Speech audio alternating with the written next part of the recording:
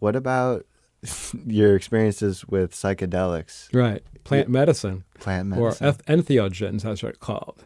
Yeah, the word psychedelic is, that's a Greek word for like, can you remember what it means? I can't remember. Right. Like pharmacy is It's one like really too, opening as up well. your mind, really. Yeah, And it's to me, interesting. psychedelics are kind of like the other side of the coin of meditation.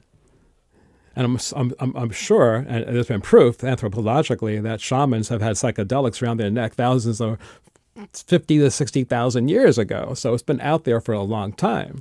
I feel that way, man. It opens you right up. It like gets you right there. That's the way we were talking about that. Well, I think what happened in like the 60s when they brought the magic mushrooms to this country and other things is that unfortunately it kind of dribbled into the whole culture in a way that was too fast, too soon, too quick, and it exploded and it got into the hands of the wrong people and criminals and children and the politics behind it. It was a big mess. So Totally. the consciousness just wasn't ready for it. Really, that's It's what interesting. happened was, yeah. Yeah, I mean, I grew up with it not taught to me the way I've learned how it is, to respect these plants. Very much the sacred sacrament, to do it with the right environment, with the right mindset and everything, and to know Totally. how to dosage properly. And that's where a lot of people go wrong. And you always hear about people taking too much, when they, too much of anything, really. Right. Like anything. It's so interesting. It's like the same lessons over. Like, we're really children out here. It's so interesting.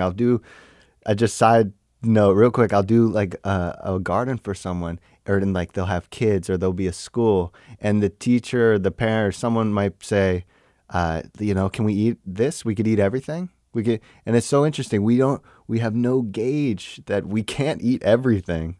Like some plants are for pollinators, or so. It's just like learning from scratch. Right. Well, but it's good to treat all plants with respect. Like, how does it?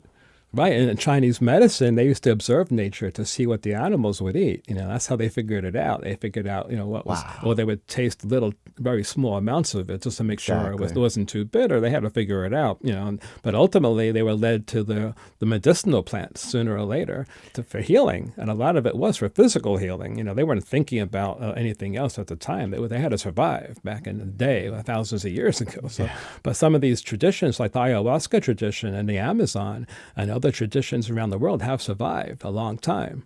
Yeah. And so now it's coming out into modern culture. It's kind of gone viral on the social media. It's all over the place. And they're now training therapists in psychedelic medicine. Right, which is wild. Yeah. Yeah, it definitely is becoming mainstream. It is interesting. Very much. The MDMA, which is known in its treat as ecstasy, now they're about to approve it next year for trauma. Anybody with trauma. And shit, we all had trauma. Yeah. And it makes me think, yeah, man. And there's a reason our ancestors were doing it. They were, it was definitely sinking their brain back up. It's really wild, because my journey with it as well. Because it's first of all, mushrooms aren't even a plant; it's a fungus. It's like it's its own world in itself, and you feel it. And I wanted to just mention a lot of, like, that's so interesting. The Chinese medicine, they observed what animals ate to figure these things out. I think, like, I've heard stories too, and a lot of these plants, like, call us, I think about even just like food, like put psychedelics away for a second, like Yuka, these amazing plants that like we have such a deep connection with that we don't, maybe have lost a lot of that connection in our society. Yuka is this plant you start from cutting, and then you think about it, there's not like seeds or anything. Like, who has the first cutting? It's like someone. The great mystery of the egg, of the chicken or the egg. Yeah, yeah. It's a fascinating story. My friend told me that one time. Yeah. It blows my mind. Like, Well, you've traveled the world. You've seen quite a bit with the agricultural, culture out there in Europe and Hawaii too, right? And I lived in Hawaii. I lived there for 8 years in Hawaii. We grew everything. We grew bananas and papayas, and we were really into it. Talk about that, man. Yeah, the Kona side, right? Kona, yeah. Yeah, I had my office in Kona for 8 years. Amazing. It was a great experience.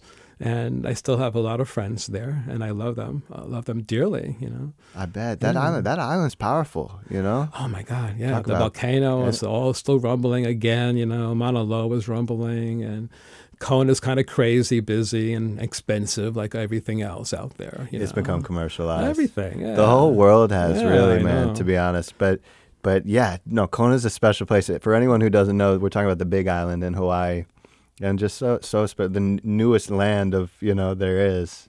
Well, yeah, but it's lava. Yeah, people are building houses on lava rocks. It's amazing. Yeah, it's really something. Yeah. I had a great experience there. We grew a lot. We grew papayas from seed, bananas, of course, and what else? Did you have coffee trees? Actually, my wife had coffee. She was really into coffee, and she grew a whole bunch of other stuff too. She had her own like little special haven way out in Puna, way out at the far end of Hawaii. Wood Valley is called Wood Valley. It was really far out. So yeah, I helped her get it ready for sale as we got together and had our daughter out there, and then moved back to the mainland to be close to family. So, okay. Yeah. And you came to Jupiter. Yeah, ultimately Jupiter. My family's in South Florida too, so this was the most logical spot for us because this had the better schools, and that was our priority. So beautiful. Yeah. Manifested it right away. Did. Yeah, it just happened. It was weird. It just things fall into place sometimes, miraculously, and that's like the waking dream. Yeah. As you become more aware, life becomes like a dream. And your dreams at night become real. When you go to sleep, and when you're traveling in other worlds, you wake up remembering that sometimes, and it's like, wow, that was an amazing journey. And I feel you. The waking dream.